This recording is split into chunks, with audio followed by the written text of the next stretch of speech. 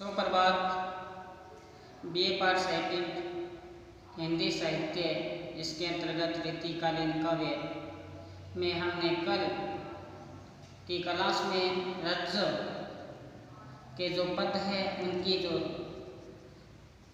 साखी है उस पर हमने चर्चा कर रहे थे। रज्जव और उनके जीवन का परिचय है वो कल हमने गहराई के साथ अध्ययन किया कि रज्जव ये जयपुर के निकट सांगानेर, वहाँ से इनका जन्म और गुरु इनके दादू दिया, और साथ में बताया था कि इनको ज्ञान की प्राप्ति कैसी हुई थी। तो ये दूल्हे के वेश में जा रहे थे शादी पे, और जैसे ही वो मिलते हैं दादू दिया का सत्संग चल रहा होता है, ऐसी शब्द की चोट लगती है इनको। तो कहते हैं दादू जी, कहते हैं रज्जब तूने गजब किया, रज्जब तूने गजब किया, सिर पर बांध्या मोर, आया था हरि भजन को, नरक में किया ठोर। ऐसा शब्द कि जब इनको चोट लगती है तो ये संसार से विरक्ति हो जाती है और भक्ति में लीन हो जाते हैं, और पूरे जीवन भर गुरु महिमा के गाते रहे, संसार को नश्वर बताते रहे। लोग को जो भी इनके पद है वो साखी में है, और बताया था कल मैंने इनका जो दो ग्रंथ है, एक सर्वाग्रणी है और दूसरा रज्जववाणी है। इनके ग्रंथों में इनकी संकलन है। जैसे ये उनके दादू के पास जाते हैं और उनको ज्ञान होता है दूल्हे के वेश में, और पूरा जीवन भर ये दूल्हे के वेश में रहे। इनकी जो साखी थी हमने कल चर्चा की थी कि पहला जो पद आया था इनका कि रज्जव एक गुरु को किसके समान बताते हैं, कुमार के समान, अंतर हाथ की सहारते बाहर मारे चोर। जिस प्रकार से कुमार मटका बनाता है, घड़ा बनाता है, किस प्रकार से उसको बनाता है, बाहर चोट मार के उसको आकार देता है, इसी प्रकार शीशे में जो भी अवगुण होते हैं उसको निकाल के उसके अंदर निर्मल पाक पवित्र बना देता है। इस प्रकार से इनको बताया था गुरु महिमा के बारे में। और दूसरा जो इनका पद आया था कि साधु सदन पदार्थे, कि साधु का प्रवेश किसी घर में हो जाता है तो कहते हैं कि वो घर भी पवित्र हो जाता है, पाक हो जाता है, निर्मल हो जाता है, उनके सब जो पाप है वो मिट जाते हैं। और इस प्रकार से बताया था एक आगे कि सब घट में बिजली व्याप्त है, देखे कोई कोई, उस बिजली को कोई कोई देख पाता है। उस साखी पे हमने चर्चा की थी।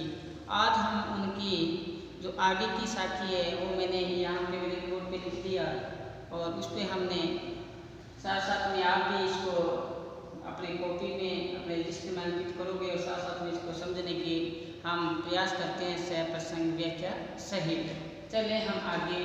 रज्जव गुण संबंध की, रज्जव गुण संबंध की कित सरके कह जाए, रज्जव गुण संबंध की कित सरके कित जाए। कितने अच्छे इनकी ये साखी है। सांझा सकल समझ सो जो आत्म राम समाये है, कि रज्जव गुण संबंध की कित सरके कित जाए, सांझा सकल समझ सो जो आत्म राम समाये है। दूसरी की साखी को देखना, हारी दरिया में लीन मन, पीवे प्रेम अगाध, महामगन रस में रहे, जन रज्जव सो उदास। इसी प्रकार से ये बताया था कि नर में बेली होत ही शब्द मांग का दास, रज्जव विद्या दूर गई पुर आवे एक लाश। तो ये बताया इसमें देखो कि पहला जो पद है क्या बताया, रज्जव गुण समुद्र की। समुद्र आपने देखा होगा बड़ा विशाल होता है, उसमें लहरें उठती है और लहरें वापस उसी में समा जाती है। जैसे वायु का धक्का लगा, हवा का धक्का लगा, लहरें ऊंची ऊंची लहरें उठती है, लेकिन लहरें किसका रूप होती है, उसी का रूप होती है, उसमें समा जाती है। या ऐसे करो कि वहाँ से थोड़ी सी बूंद हाथ में उठाओ, पानी उठाओ और पानी वापस समुद्र में डाल दो, तो पानी वापस आप निकाल सकते हो कि जो आपने डाला था नहीं निकाल सकते, क्योंकि वो उसी का रूप है, उसी में मिल जाता है। तो इसी प्रकार यहाँ बताया है रज्जव ने। यहाँ आत्मा और परमात्मा का मिलन के बारे में रजब कवि बता रहे हैं। आत्मा और परमात्मा का ही रूप है। कहते हैं ना, ईश्वर जीव अंश अविनाशी, सहज अमल सहज सुखनाशी। अंश है वो ईश्वर की है।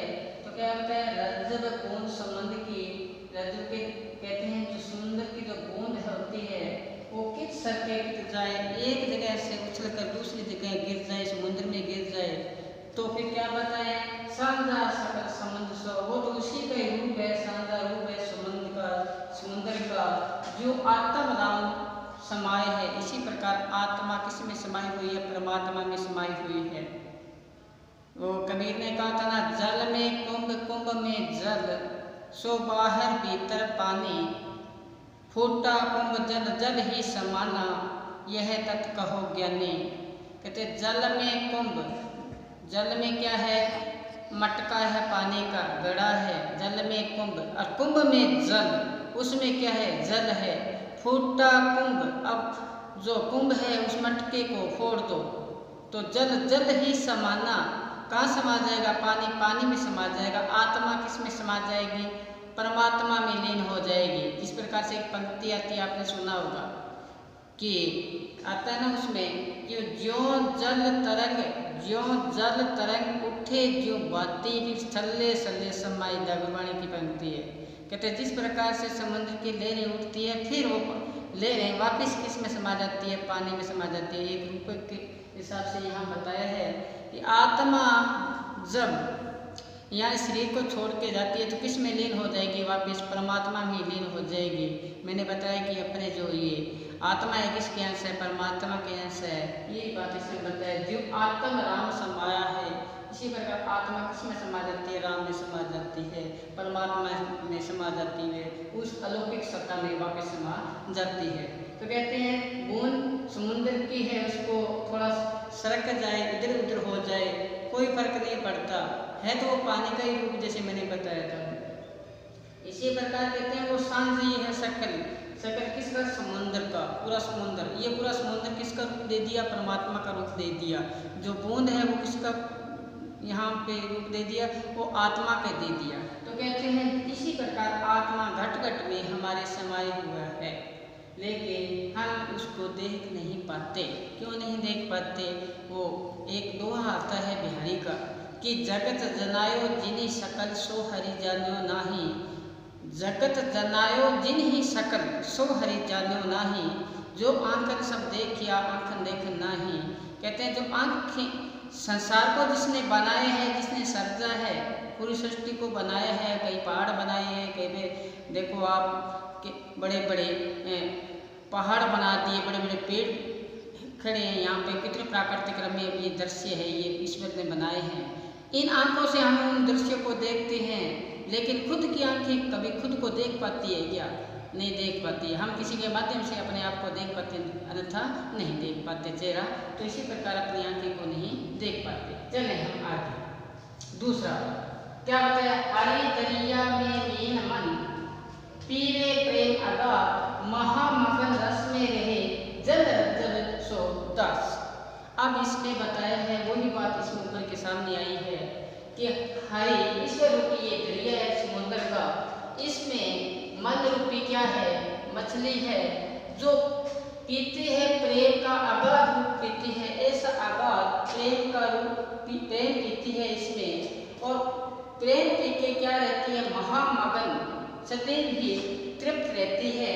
और जल रजल सो दास, वो ऐसे दास होते हैं और ऐसे साध होते हैं। जल रजल सो साध, दास और साध वो होते हैं जो सदैव ही क्या पीते हैं, उस अमृत का पान करते हैं।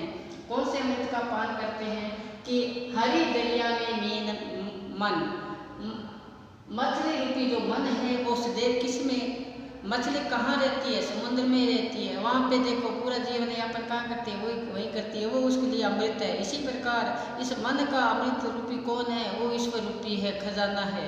उसमें क्या कहते हैं, दरिया रूपी मन में, वहाँ पे सदैव पीरे प्रेम अगाध, उसमें सदैव प्रेम ही झलकता है उस समुद्र में। वो पानी पीती है कौन, मन रूपी ये जो शरीर है उसमें। तो आगे क्या बताया है महामगन रस में रहे, उसमें सदैव लीन रहता है। उस अमृत में कौन सा महामगन, वो कहते हैं सहजोबाई का एक पद आता है कि प्रेम दीवाने जो भयो मन का चकनाचूर, छके रहे घूमत रहे सहजो देख हजूर। आपने फर्स्ट ईयर में पढ़ा था। इसी प्रकार ये बताया इसमें कि जो छके रहे वो तृप्त रहते हैं पूरे उसी में, कौन से, उस प्रेम में, उस प्यार में। क्या बताया कि महामगन रस में रहे, उसमें सदैव उसी रस में लीन रहते हैं। वो रस उसको अच्छा लगता ही नहीं है। ये जो यहाँ के रस है भौतिक पदार्थ है, ये संसार के, ये नहीं। कहते ना, किसी ने कहा था कि गाय का दूध है वो बछड़े ने जूठा कर देती है, पानी मछली खराब कर देती है। अगर हम ईश्वर को दे तो क्या दे, ये तो सब क्या है, नासान चीज़ है, फना के दायरे में है। वो कबीर का एक पद आता है कि राम नाम के पट तेरे देवू को कछु नाही, जो मन संतोष की होश रहे मन मन माही। तो इसी प्रकार इसमें बताया है, देखो कि मेरा मन है वो मगन रहता है, उसी रस में रहता है। जब सोता साध, ऐसा साध कोई बिरला ही होता है तो उसी सागर में मीन रूपी प्रेम रस पीता है। कोई बिरला ही होता है, सारे नहीं हो पाते, पहले उसके लिए समर्पण चाहिए। चले आगे क्या बताया है, नर निर्वेरी होत ही सब जग मांगा था, रजब दिव्या डूल गई और आई एक लाश। बड़ा ही अच्छा ये साखी है रज्जब की। नर निर्वेरी होत ही सब जग मांगा दास, रज्जब दिव्या डूल गई और आई एक लाश। रज्जब कवि क्या कहना चाहते हैं कि नर का मतलब इंसान, निर्वेरी का मतलब इसके अंदर से ईर्ष्या द्वेष निंदा चुगली जो भी विषय विकार है वो बाहर निकल जाए, निर्मल हो जाए, पाक हो जाए, पवित्र हो जाए, उसके लिए आता है निर्वेरी। कहते अगर इंसान ऐसा हो जाए, ईर्ष्या निकल जाए, द्वेष निकल जाए, अगर सब कुछ निकल जाए तो कहते सब जग वहाँ का दास, सारा संसार उसका क्या बन जाता है, दास बन जाता है, वो पूज्य बन जाता है। अगर ऐसा कोई व्यक्ति हो जिसके अंदर क्या न हो, जिसके अंदर छल कपट ईर्ष्या द्वेष निंदा चुगली ये न हो, और वो किसका रूप होगा, फिर वो परमात्मा का रूप होगा, ईश्वर का रूप होगा। ऐसा कोई व्यक्ति बन जाता है तो कहते हैं उसका पूरा का पूरा ये संसार है उसका चरणों में रहते हैं, उसको नमस्ते करते हैं, उसको सलाम करते हैं, उसके क्या बन जाते हैं, दास बन जाते हैं। लेकिन बनना बड़ा मुश्किल है। अंदर से काम क्रोध मद लोभ अहंकार निकालना आसान काम नहीं है। वो कहते हैं ना कि हमारी आशाएं इतनी बड़ी है कि हिमालय का पहाड़ है ना वो भी छोटा पड़ जाए, और पता नहीं मृत्यु कब आ जाए ये भी किसी को निश्चित पता नहीं है। लेकिन यहाँ पर कवि क्या कहना चाहता है रज्जब, कहते हैं कि अगर इंसान निर्वेरी बन जाए, ईर्ष्या रहित बन जाए तो सब जग उनका क्या बन जाता है, दास बन जाता है। रज्जब दुविद्या दूर गई, वो दुविद्या सब दूर चली जाती है। दुविद्या कौन सी, यही दुविद्या यहाँ रहते हैं, ये सदैव चिंता सताती है, चिंताओं में ग्रसित रहता है, ये दुविद्या है। तो क्या कहते हैं सब दुविधाएं दूर हो जाती है, हृदय में एक लाश, हृदय निर्मल बन जाता है। एक लाश का मतलब निर्मल बन जाता है, पवित्र बन जाता है। ऐसा जब हृदय बन जाए तो हमें वो मंजिल मिल जाती है। मिलती कब है, कबीर ने कहा था इसके लिए संदर्भ में एक पद आता है, जब आप विशेष लिखते हो, शायद प्रसंग व्याख्या में आप विशेष लिखते हो, उसी से मिलता जुलता आप किसी कवि का दोहा भी लिख सकते हो। जिस प्रकार कबीर दास जी ने कहा था इसी के संदर्भ में कि कबीर हम घर जारा आपना, कबीर जी कहते मैंने अपने घर को आग लगा दी। कबीर हम घर जारा आपना लिया मुरड़ा हाथ, अब घर जारो तासु काज चले हमारे साथ। कहते मैं अपना घर को आग लगा दी और हाथ में पगड़ी ले ली है, दुपट्टा ले लिया है, अब आप भी अपने घर को क्या लगाओ, आग लगाओ जो मेरे साथ चलना है। कबीर का यहाँ आग लगाने का तात्पर्य ये है कि शरीर में जो भी छल कपट था उसको मैंने निकाल कर मैं मेरा हृदय को निर्मल कर लिया। अगर आप भी ऐसा करना चाहते हो तो मेरे साथ चलो, अन्यथा नहीं, लेकिन कर नहीं पाते हैं। इसी प्रकार से बताया है कि अगर कोई ऐसा इंसान बन जाए, ईर्ष्या रहित बन जाए तो सब है संसार के जो लोग हैं वो आपके क्या बन जाएंगे, दास बन जाएंगे। आप आपको सदैव ऊंचे तख्त पर विराजमान करेंगे। लेकिन ये आसान काम नहीं है, इसके लिए बहुत समय लगता है अपने आप को पहले पाक पवित्र करने में। वो देखो, और हर चीज़ में रस है, आम खाते हुए रस है, मिठाई खाते हुए रस है, मीठापन है, लेकिन हम किसी की निंदा करते हैं, बैठे रहते हैं, उसमें भी रस है क्या? लेकिन हम लगे रहते हैं किसी को, हम दूसरे की निंदा करते हैं, तो इसका मतलब क्या हुआ? हम सर्वश्रेष्ठ हैं। दूसरे को नीचा दिखाया, आप सर्वश्रेष्ठ बने, तो अंदर क्या आया? अहंकार आया। कहते ना, जब अंदर अहंकार आ जाता है तो किया कराया सब जाए अहंकार, सब कुछ चला जाता है। अगर आप कुछ अंदर अहंकार की बुरी अंदर आ गई तो इसी प्रकार इसमें बताया है, भक्ति संबंधित है कि अगर ऐसा बन जाए इंसान, ऐसा से रहित हो जाए, तो सब उनका क्या बन जाएगा? दास बन जाएंगे। ये नम्रता दान करनी पड़ती है, दीनता दान करनी पड़ती है जब आता है।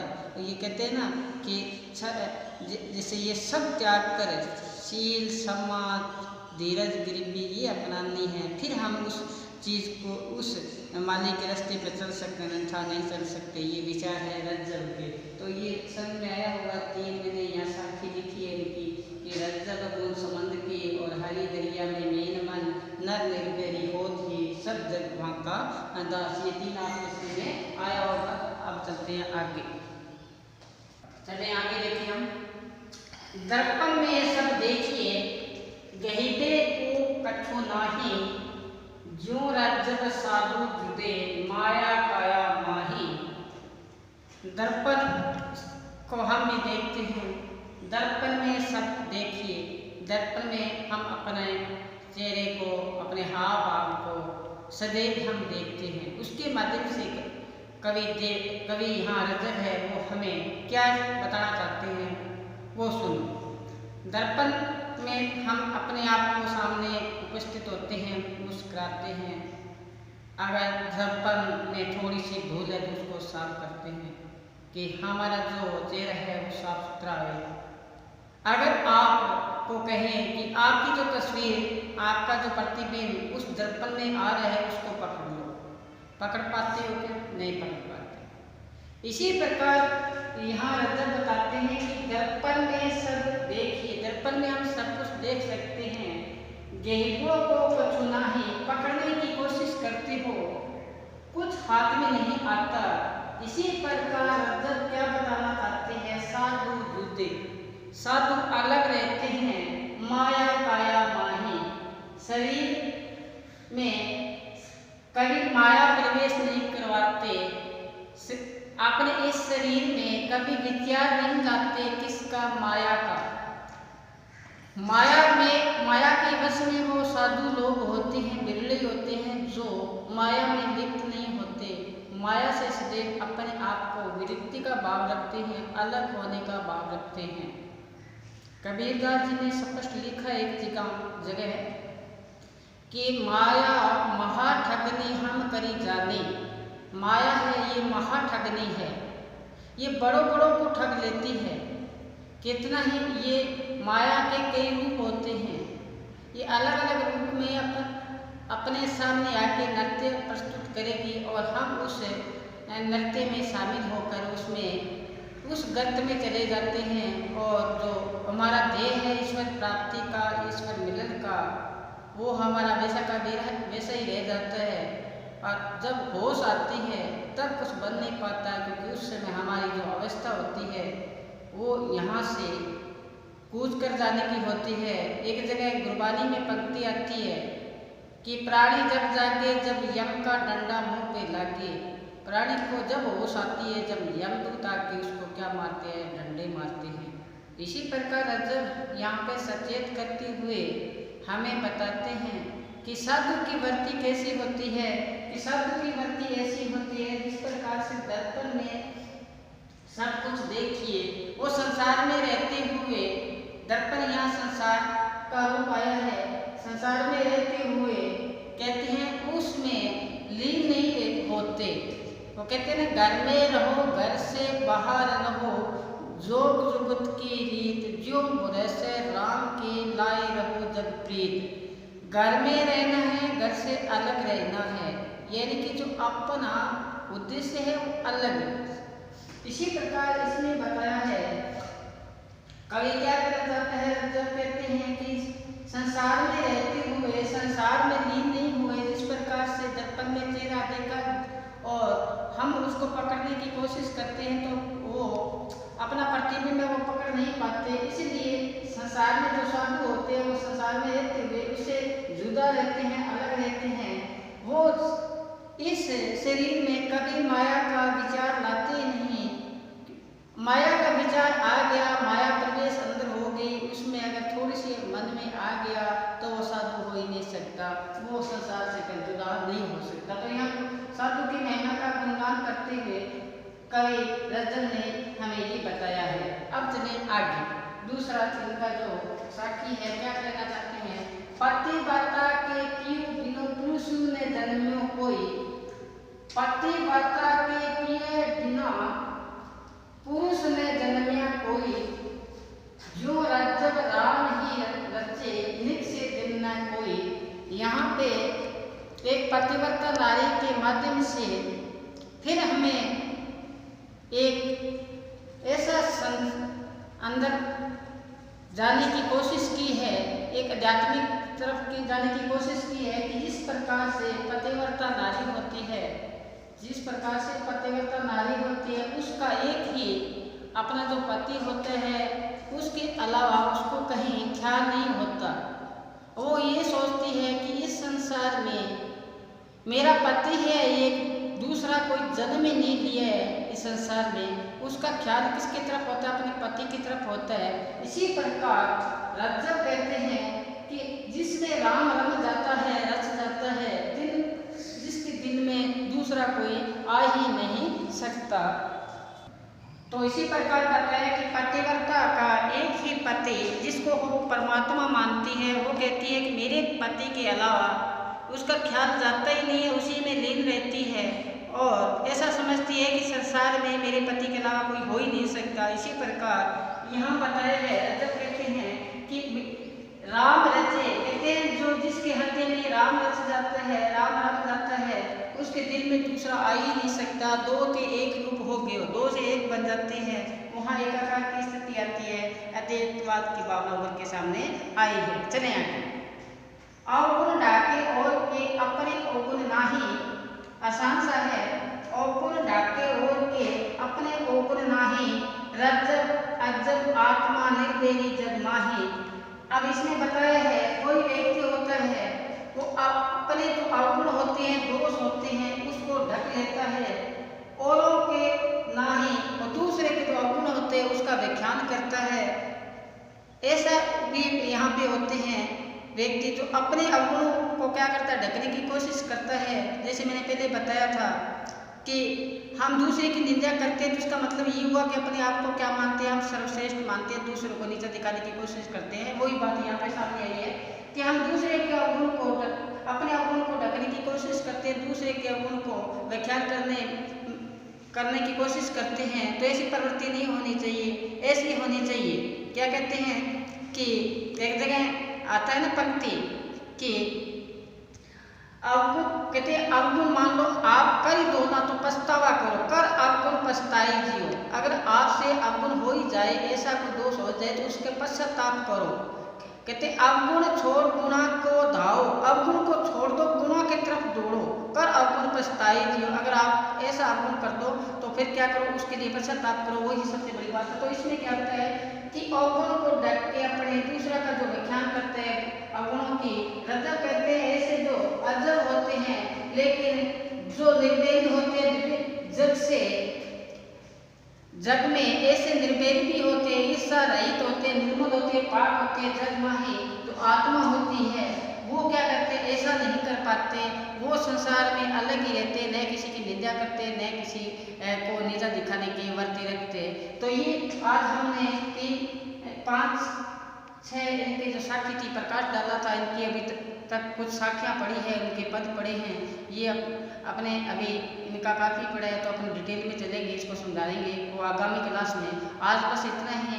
आप साथ साथ में चलोगे, साथ साथ में रजिस्टर पर अंकित करते जाओगे तो हमारे जो देह है, हमारे जो मंदिर है वो हमारे पास होगी। अगर हम थोड़ा सा आपने लापरवाही कर ली, आप इस प्रकार से आप थोड़ा सा अपने आप को समर्पित नहीं किया तो फिर आगामी जो परिणाम होंगे वो सुखद नहीं होंगे। तो आज बस इतना ही। धन्यवाद।